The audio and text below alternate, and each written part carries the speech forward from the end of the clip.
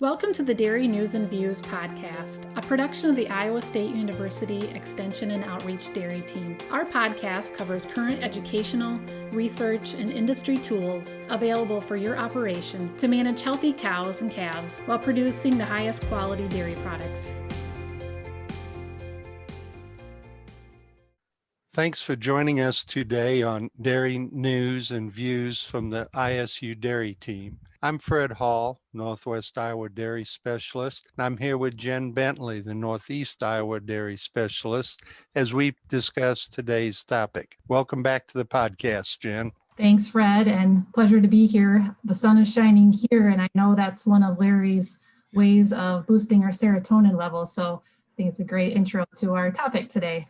There we go. You know, for 5 years now, dairy families have really seen trying times. And 2020 was a year that saw a pandemic, record high and record low dairy prices, and just no end in sight to the volatility. This week, we invited our dairy team member from Northeast Iowa, Dr. Larry Tranel, to our podcast to discuss just that. Larry grew up on a Wisconsin dairy farm, majored in ag economics and international studies with a master's in ag industries, all from UW-Platteville. Dr. Tranel spent 10 years as a dairy farm management agent with UW Extension and the past 20 years with Iowa State University Extension as a dairy specialist. Larry's doctorate in pastoral psychology and experience working with farmers gives him a unique insight in working with producers. Larry, welcome to the ISU Dairy Team podcast. Pleasure to be here. How have families been trying to cope with the world we have in 2020? Well, Fred, I think it's kind of a bell-shaped curve that it's all over the board of how they're trying to adapt and cope with things. And every family, as we know, kind of got hit with things a little different. So yeah, we've got some that got hit by derecho on top of different types of things. Some that have felt some of these government program payments have actually really gave them a nice shot in the arm. Others with some serious cash flow problems and things like that that have really hampered down their just their well-being and their both financially and their personal and family well-being as well. And so I would say it's all over the board how they're trying to what first of all happened to them and then their reaction to that. You mentioned the farm happiness index. So explain how that might just be a matter of our own perceptions. Yeah, I think a lot of times happiness is a kind of a perception. And, you know, sometimes with farmers, as they get out of the bed in the morning and see the sun shining, it might be a happy day. Or if there's a drought and they see the rain, they might have a happy day in the opposite respect. Or the price, whether it be for milk or commodities, might be up or down or whatever. But simple things like that can actually trigger a response in our brain to give us kind of a happy feel or not so happy feel. And sometimes, you know, those early parts of the day can actually determine if we're going to have a good day or a not so good day. I think the thing that I like to remind people of is that the sun is always shining. Even if it's a cloudy day and it's a raining day, that sun hasn't really, well, it continues to move, but it's still behind everything. And so we always realize, how do you try to see the sunny part of just about every day, no matter what happens to us? And so that it's what I call a farm happiness index, is that sometimes that weather, their prices, they just simply make the day.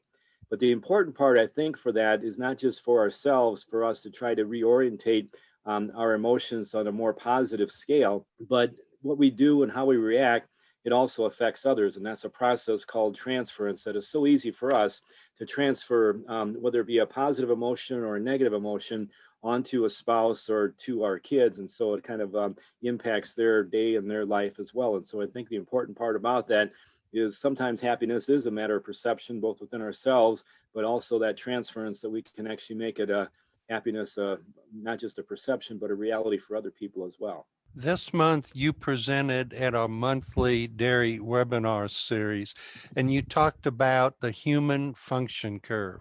Can you explain this to our listeners? Yeah, this is a curve that was given to me by a colleague, Jen, from Dr. Peter Nixon, who back in 1979 put this together. And I looked at this thing and I said, you know, this is so reality for today as well. Okay, so it goes through a little bit of a curve that, you know, on the bottom axis, we have arousal stress. You know, what are things in our lives that inspire, motivate us to do things and things like that.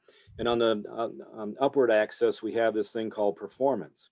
So when you take a look at this arousal versus performance index, we actually have some things that we would tend to say that is good stress that causes us to do good things. And we all have a comfort zone on this, not so much of a bell-shaped curve, but it can actually be sort of a bell-shaped curve. And once we get ourselves out of that comfort zone and there's less margin of time or less margin of finances beyond that, we start to feel things that we might say we might have some fatigue or some exhaustion. Okay, it actually gets us into a period called distress. We have good stress on one end of it. We have distress on the end of it, other end of it. And if we go beyond the other end, I tend to say we have trauma and we have grief.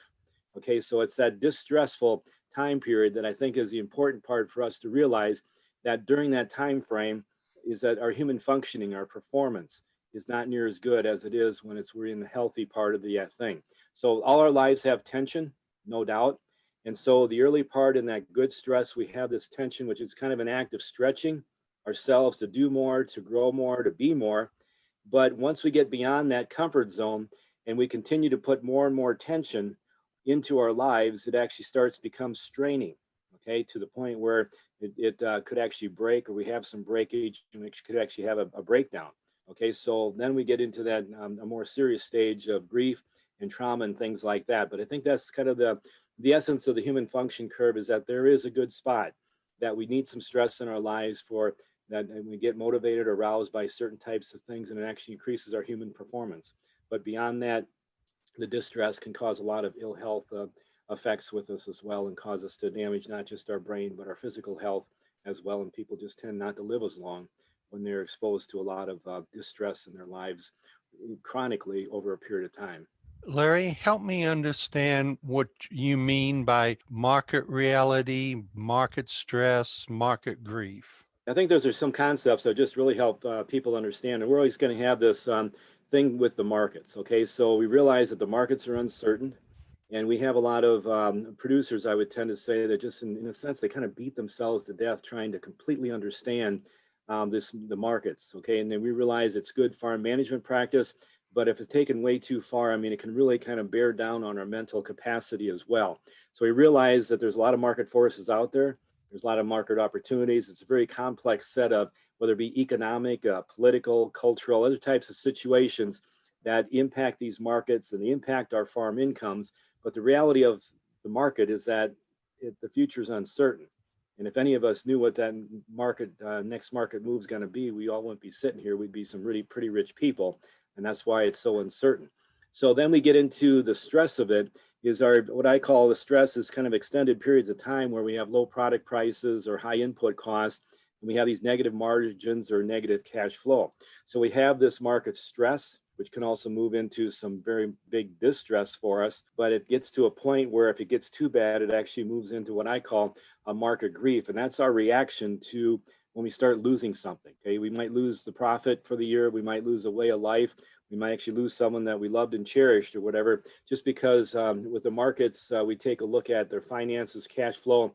They don't work out for extended period of times. And now we're to the point we're going to lose something. So I always like to just have a picture of a cow up there and just say, well, holy cow, when you get to this point, what do you do now? And that's where I think it's important for us to just gauge the reality of what this market is going to be. Is it stress? Is it distress? Or is we're truly experiencing grief? Because our reaction to that and the help that we need is actually different once it starts getting to that grief stage. Yeah, so Larry, we've probably seen a lot of that in the last year between COVID-19, derecho, other family farm stress events going on in some way, shape, or form. And you recently did an acronym primer on farm stress resiliency that kind of walks through how that skill can be developed. So are you kind of telling me that resiliency can be learned? It's not something that we necessarily have, but maybe it's something we can develop over time? Okay, so I would say there's a lot of people that probably have a lot of resiliency built in just because they're very, have a mindset or a personality that's very orderly and very industrious in how they try to overcome different types of things.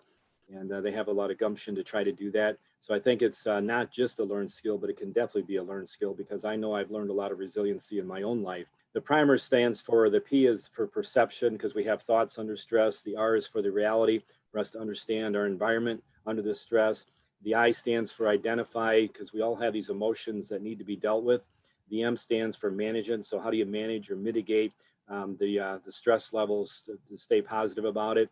The E stands for extending, which is kind of like that communication phase and our support with it. And then the R stands for resources, as there's other resources out there. And so that's kind of the thought process of what we try to go after with that. And so probably the biggest one I would tend to say is that we, the thoughts tend to be more important than the emotions in trying to overcome the emotions. Okay, so if we just wallow in our emotions without getting that front part of our brain, the reasoning part and the decision-making part active, it's tough for us sometimes to actually get above our emotions to work with. But in the managing of it, I would also use another acronym called BSET, which I think as I take a look at working with producers, sometimes the biggest thing they come back with, the B actually stands for breathe. And so just the concept, one person that I had worked with recently just came back and said, the biggest fact of all the things we went through, just the fact that you taught me how to breathe. So I could actually relax a little bit, think about this in a more orderly fashion and things like that was kind of important. E stands for just as we get exercise to get that blood flowing in our brain, the eating right, which causes a lot of people, I think when we're under stress, whether it be junk carbs and junk sugars, just our diets are a very important part of our mental health as well.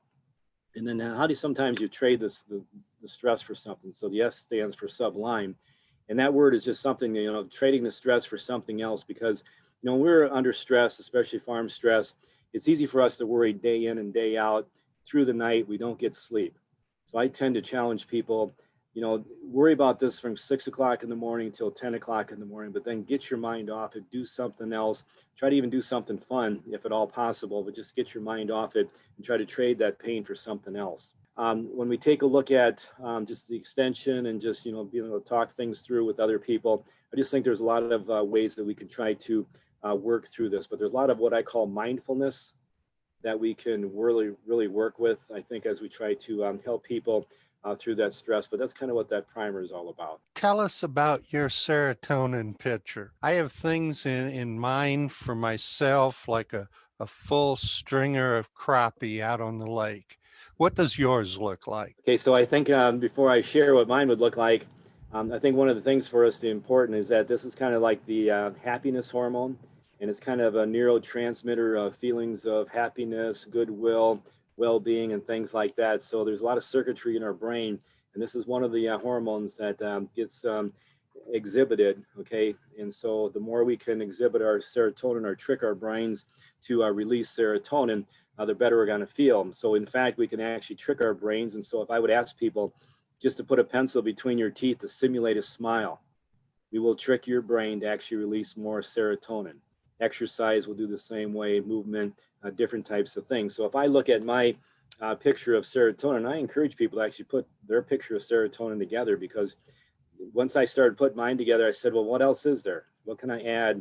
Or maybe something that's not the best, because on mine, I used to have a cell phone because it helped me connect with people. But then I started realizing that because of certain applications that I have that were kind of drawing my brain there and causing me some negative emotion, whether it be news feeds or whatever, actually worked against my serotonin levels. So I'm not sure I'm going to keep that cell phone as a part of my serotonin package. When we take a look at family, we take a look at faith, research will show that people that have some type of a faith life or a part of a faith group tend to have higher levels of serotonin.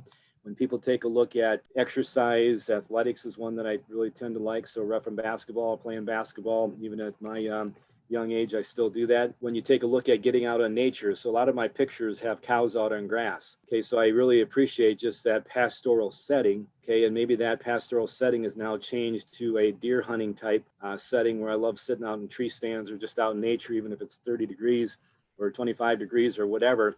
But just anything getting out in nature, being involved with the elements, whether it be water, snow, whatever. I also have the campfires. I think, camping is actually probably the number one recreational or family bonding activity that we have in the United States of America.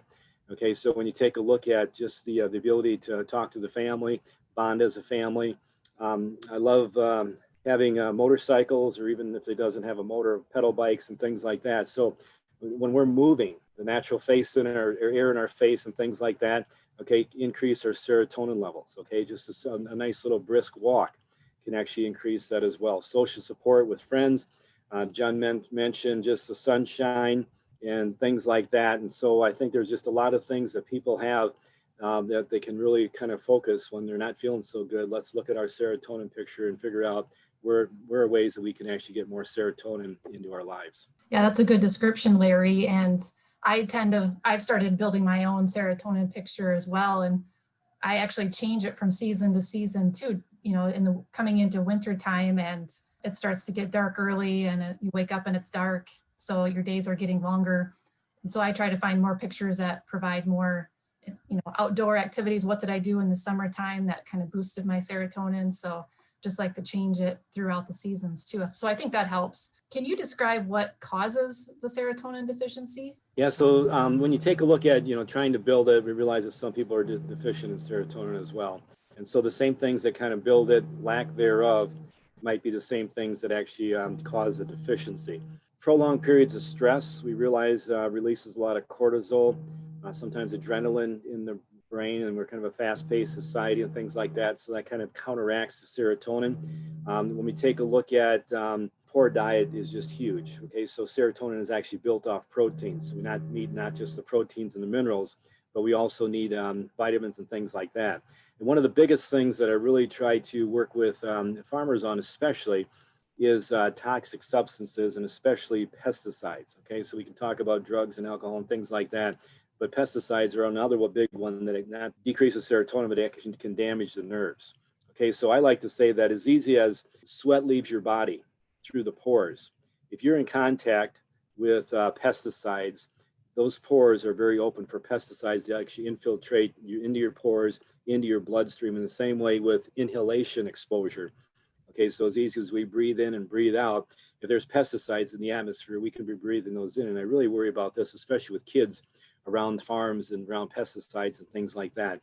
And then we also realize, just lack of sunlight can definitely do it. It's like all those negative things, the opposite of things that we try to put into our serotonin picture can actually cause the deficiency of it. So I think one of the biggest things when you talk about that, first and foremost on my mind, is our diet, prolonged periods of stress, and those farm pesticides that we may or may not come into contact with.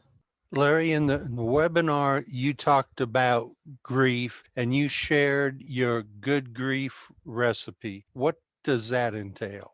Okay, so good grief. So grief, kind of like stress. When things go wrong, grief is actually good, which people have a hard time believing. But when things go wrong, there's no turning back. We can't change the clock. This thing happened. We're going to have to grieve through it. The more we love somebody or something that we lost, the more we're going to grieve. So I think grief is very unique. So everybody kind of needs their own recipe, but there definitely are certain stages that people actually go through in their grief. Okay, with the shocks, the denial, and then trying to work back where, try to get into meaningful life over time. So one of the big things I think is that grief takes time. And how do you let grief just work in their due time? And so one of the things I work with, I'd like to say there is no limit to grief when you're grieving somebody you truly love. It may take forever to try to process through that, and you might not even get to the end. Hopefully we can return to a meaningful existence over time. But again, we don't want to put a limit on the time frame, because some people will tend to say, it's been 3 months. Aren't you over that yet? Okay, sometimes when we work with bereavement, I would tend to say, I hope you never get over it. But I want, in a very healthy way, help you process through that grief, because if you just try to get over it, push it under the rug, we know long-term that's not good for us either. We have grief has loss, and so how do you try to keep the memories alive anytime we lose something on the farm or a family member or something like that? So how do you try to work with, prayer corners with pictures and things like that, just to keep that memory alive? Because over time, when people might start feeling guilty that, well, I haven't thought of my mom all day today after she had passed away. Okay, so there's feelings of guilt. So how do you keep those memories alive, I think, are important. We realize that grief can cause anger, and anger is a secondary emotion. And I think anytime we're dealing with somebody that's in grief, just to realize that might be right on the tip of their fingertips, is that they may respond in anger to something small that might have been said or done. Grief is messy, so I say let the body and the mind cry. And I think when we take a look at grief, it's got to get out of our body, because it's so much cooped up in the way of hormones and stress and things like that. So either through tears, through talking to people, through exercise, that grief has to get out of our body, I tend to say, in some way. So we realize that grief is kind of what we talked about earlier, that it's extreme stress, okay, on the way other side of the spectrum, that some grief is good, some stress is good, but we need to realize that this is extreme stress and we need to practice safety. Grief tastes bitter, okay, so when you take a look at how do you try to put a smile back on your face, recall happy times and things like that, rather than just wallowing in the fact that this person is no longer with us or this thing is no longer with us, whether it be the farm or whatever. Grief feels lonely and other people feel helpless trying to help. In this situation, how do you take a look at, right away after something happens, maybe a tragedy in the community, the derecho hit, people are affected, right away, everybody's there. But who's that person that checks back with them 2 months down the road, 6 months down the road, even a year later, to even mention kind of what happened, and if it was the loss of a person, even mention that person by name. And I use the example sometimes of a person that I was working with one time, and I always try to bring this back twice to say, well, how is the family dealing with the loss of this, that, or this person? And a lot of times, the first time, they won't even respond. They're just kind of shocked that somebody has even mentioned the person by name or the situation by name, or even that they want to talk about it. So give them a little time to respond, and I'll try to bring it back a second time. And it's amazing how that second time, people just sometimes they'll sit there and talk for hours. I had a friend, a colleague that actually tried this with somebody. He said, you're exactly right. At first time, they didn't want to say anything about it. When I brought it back the second time, boy, it cost me about an hour and a half of them talking about this situation. Okay, so I know that's a very nice way to try to do that. But again, who's that person that's going to be there 3, 6 months or a year down the road to work with it? Grief actually stops one world. Take a look at, the rest of the world moves on. And these people are stuck in their grief, and they just can't believe that everybody else isn't grieving with the loss that I had. Okay, so we realize that grief needs empathy, but accept the sympathy. Those are two big differences in those two words. It needs comfort, soothing comfort. Personal touch is a big part of that. With COVID, it's been difficult to actually have that personal touch as we've gone through wakes and funerals recently, and you can't even hug the family or do this, but that personal touch and that actual physical touch is actually pretty important to it. So maybe we can help them get a massage or something like that can actually work through there. So when we take a look at grief also needs exercise. Again, we need to move the spirit, so we can get them out and taking a walk, do this, that, but just get them moving, because we know what happens. Anything that builds their serotonin levels is good for grief management as well. We need hope, because when we start losing hope, that's when we start losing our desire to live, and a few things that can actually go south quite quickly. And then I always say at the end that grief needs a smile, at least once in a while. Again, it's a serotonin level to work with. So that's kind of the thought process of the good grief recipe. So Larry, if we see problems coming to the surface for a family, farm family, friend, whatever, there's certain things that we can do, but at what point do we need to reach out further for some further resources? I think when we take a look at farms that are, kind of running into some issues, whether it be communication-wise, financial-wise, we just try to question as much as we can and try to get ourselves involved with that. So whether it be ourselves an extension, or you're working with another farm family or another farmer working with another farmer. So I think one of the things that's another acronym, and I apologize for using so one, but this one's QPR. It's actually a national program, and it's called Question, Persuade, and Refer. And so I've actually gone through that training, and it's more so for those that are, starting to really get depressed, anxiety, depression, and even pointing towards possible suicide. And so the big thing is to not be afraid to question. And so I think it's important for us, even if it is the suicide that you're worried about, to not even be afraid to say the word suicide. Well, have you been thinking about suicide? Okay, say it in a pretty direct way, even, because research will show that it will not cause them any more inclination to commit the act by just saying the word. And so I think questioning is not to be afraid to. And if we go back to the same example with the grief, is that don't be afraid to come back a second time if they deny answering the question the first time, maybe a little small talk, and not just come back a second time and pose the question and see if they do want to talk about it. And sometimes I think that's when you tend to find, yeah, they do want to. So the second part of that is persuade. Carry this thought process with me daily. It says, encourage each other daily while it's still today. And how do we encourage each other, try to persuade each other in a very encouraging way that, life isn't so bad. There's light at the end of the tunnel.